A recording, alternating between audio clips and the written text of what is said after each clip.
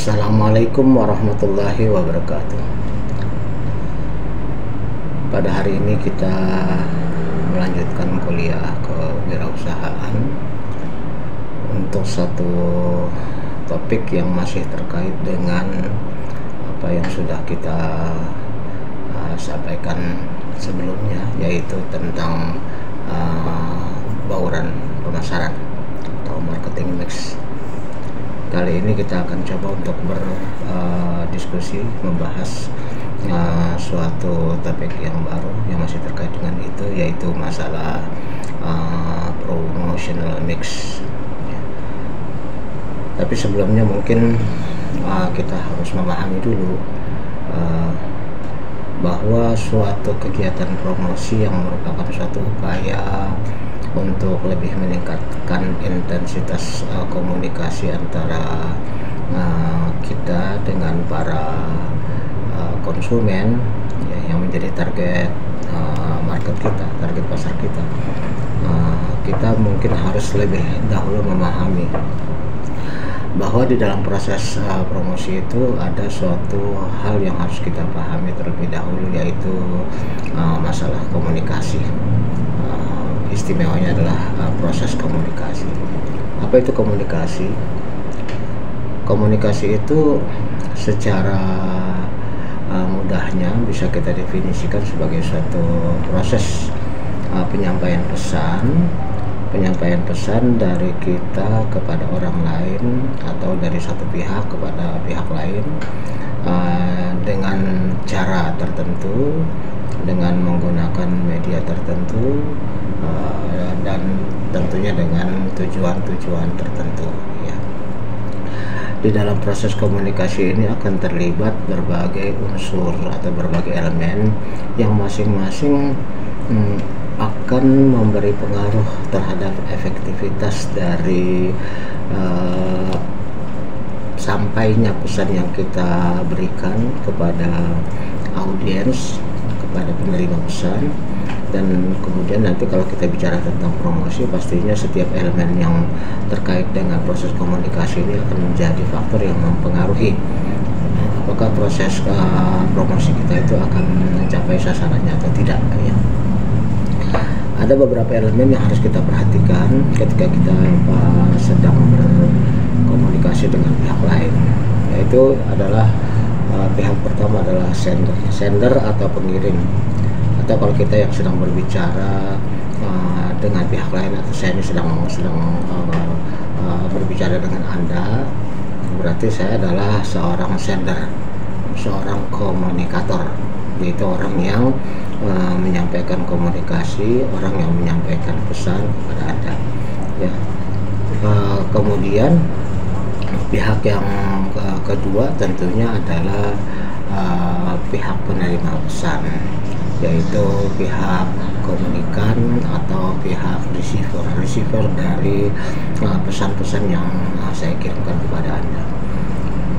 Nah, harus kita pahami bahwa ketika saya ingin menyampaikan pesan kepada Anda ya, ketika saya ingin berkomunikasi kepada seseorang, kepada satu pihak, maka di dalam benak saya ini akan berlangsung suatu proses untuk melakukan pemilahan dulu, pemilahan file-file yang ada di kepala saya.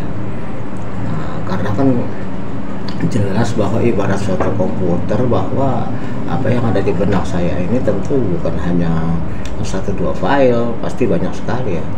File tentang pribadi saya, file tentang keluarga saya, file tentang kantor saya, file tentang kampus saya, file tentang mahasiswa saya, tentang teman saya, dan sebagainya. Di mana masing-masing file itu nanti akan terpecah menjadi file-file yang lebih kecil ya, akan terbreakdown ya. Misalnya tentang keluarga itu tuh bisa dipecah lagi menjadi tentang istri saya, tentang anak saya.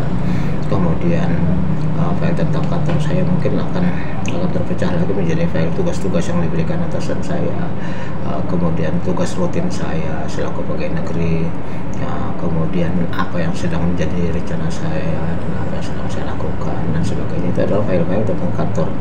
Begitu juga file tentang kampus. File tentang kampus mungkin akan terpecah menjadi catatan atau file tentang mata kuliah apa saja yang saya ampu pada semester ini, lalu kemudian itu akan saya berikan kepada mahasiswa semester berapa saja, dan tiap semester itu terdiri dari berapa kali pertemuan. Setiap kali pertemuan itu akan membahas masalah apa saja. Itu berarti setiap file yang ada di kepala saya akan terbreakdown atau akan dipecahkan lagi menjadi file-file yang lebih kecil. Tentu saja ketika saya bicara dengan Anda dalam hal ini mengenai promotion mix, ya, itu semua tidak ada relevansinya. Jadi tidak ada kaitannya file-file pribadi saya untuk saya sampaikan kepada Anda.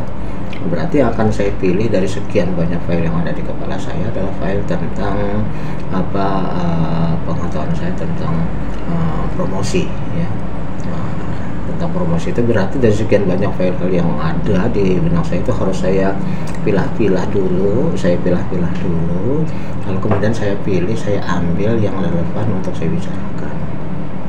Itu pun ketika saya akan membicarakannya kepada Anda, tentu saya harus melakukan sistematika dulu, karena tidak mungkin saya berbicara tentu secara serampangan, secara asal, sehingga tidak sistematik, sehingga tidak tersusun secara baik. Nah, proses untuk memilah dan memilih pesan untuk disampaikan di dalam suatu komunikasi inilah yang disebut sebagai proses encoding. Encoding merupakan suatu proses untuk memilah dan memilih pesan untuk disampaikan di dalam suatu kegiatan komunikasi. Berarti terlebih dahulu sebelum saya memberikan kuliah tentang komunikasi, tentang promosi kepada Anda, kepada mahasiswa, saya harus melakukan sistematika dulu dari file-file yang ada terkait dengan masalah promosi ini supaya bisa tersusun dengan baik, tersampaikan dengan baik, sehingga akan mempermudah bagi orang yang akan menerimanya. Nah, berarti saya harus melakukan encoding dulu di dalam benak saya itu. Kira-kira untuk bagian pertama saya mau ngomongin apa dulu, kemudian bagian keduanya apa, bagian ketiganya apa, lalu kemudian saya juga harus melakukan pemilahan dan pemilihan cara bagaimana saya akan menyampaikannya kepada Anda. Pesan-pesan yang akan saya berikan dalam kuliah promosi ini caranya bagaimana, berarti saya harus memilih media. Kita tahu banyak sekali media yang bisa digunakan di dalam penyampaian suatu pesan kuliah. Misalnya mungkin kita bisa melakukan pertemuan offline di dalam kelas, ya, pertemuan tatap muka secara langsung. Tetapi kita tahu bahwa sampai saat ini pertemuan offline masih belum bisa dilakukan. Ya, mungkin yang bisa untuk dilakukan sementara adalah hibrid, campuran, tetapi tatap muka secara full itu ya kita tahu di ujung terjadinya wabah pandemi COVID ini, walaupun sudah berlangsung 2 tahun lebih, tapi sampai saat ini kita masih belum melaksanakan kuliah secara tatap muka. Ya, itu cara pertama. Berarti saya bisa menyampaikan pesan proses komunikasi ini mengenai promosi kepada Anda melalui tatap muka di dalam kelas. Cara yang kedua, bisa saja saya melakukannya secara daring melalui Google Meet atau Zoom, di mana saya akan membuka link dan kemudian akan di-share kepada semua mahasiswa, baik itu melalui sharing langsung atau melalui media lain, media sosial seperti YouTube dan sebagainya. Cara kedua. Cara yang ketiga, mungkin saya hanya akan menyampaikan PowerPoint makalah yang akan saya bahas itu melalui WhatsApp atau melalui email kepada Anda, dan Anda diharapkan untuk mempelajarinya sendiri, ya. Cara berikutnya mungkin saja saya bisa merekam dalam bentuk video ataupun hanya sound untuk voice saja, ya, dalam bentuk audio saja yang akan saya kirim kepada Anda setelah saya rekam dari perkuliahan saya. Jadi artinya untuk menyampaikan perkuliahan promosi ini kepada Anda banyak cara bisa ditempuh. Berarti juga dalam hal di dalam hal promosi, ya promosi bisnis, kita juga di samping kita melakukan pemilahan dan pemilihan pesan yang tepat, ya, yang untuk dijadikan sebagai the message, ya, the message dari suatu pesan promosi. Tentunya saya juga harus memikirkan apa media yang harus saya gunakan. Medianya, kita kan tahu banyak media yang bisa kita manfaatkan dalam rangka promosi ini. Bisa melalui media elektronik, yang lagi itu kan sekarang kan media sosial, ya, media sosial menggunakan internet, misalnya dengan Instagram, dengan YouTube, dengan Facebook, ya, dengan TikTok dan sebagainya. Itu kan satu media-media sosial yang sekarang ini lazim digunakan di dalam kegiatan promosi bisnis, ya, kegiatan promosi perdagangan. Terus kemudian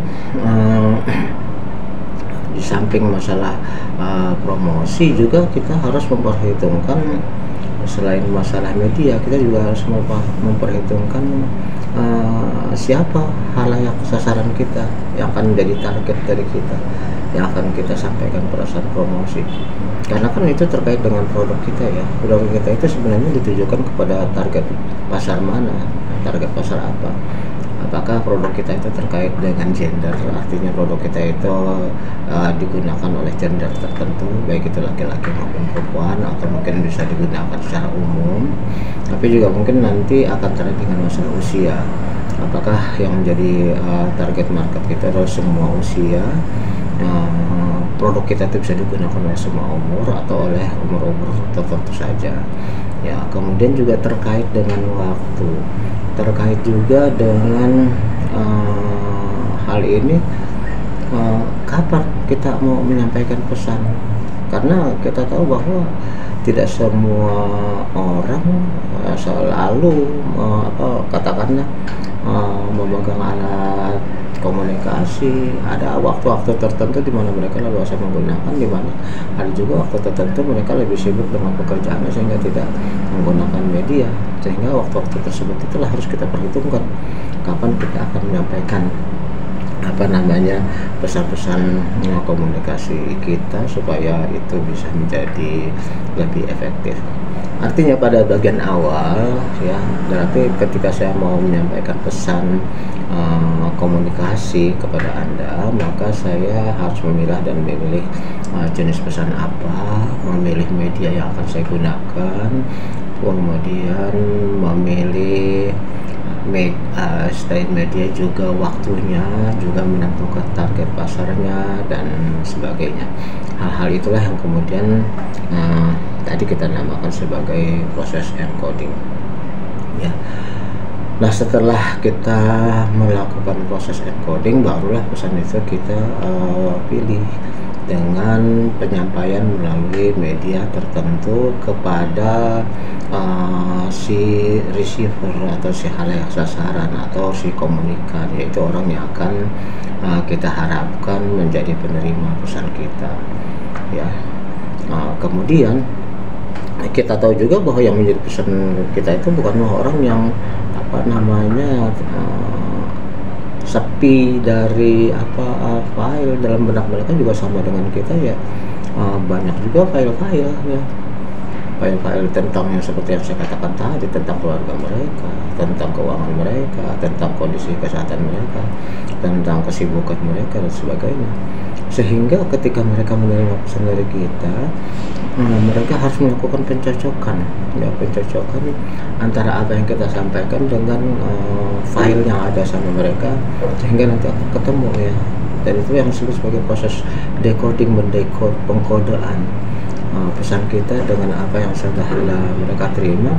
Kita akan cocokkan sehingga nanti akan membuahkan suatu makna tertentu, ya.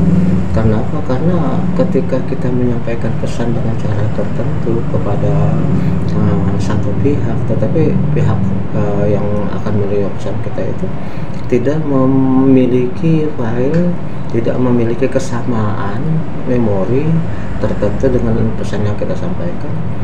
Maka itu pastinya tidak akan tidak akan ketemu, tidak akan bisa dimaknai, tidak akan bisa didekode ya.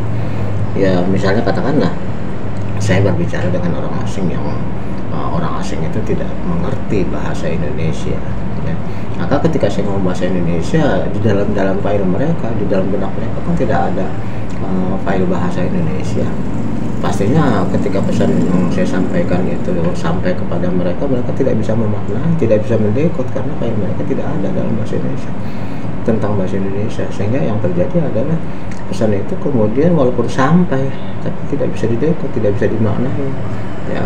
Dan pastinya ketika suatu pesan itu tidak bisa dimaknai ya, dia tidak menjadi stimuli apa-apa bagi dia untuk melakukan suatu tindakan sesuai dengan apa yang kita harapkan ya.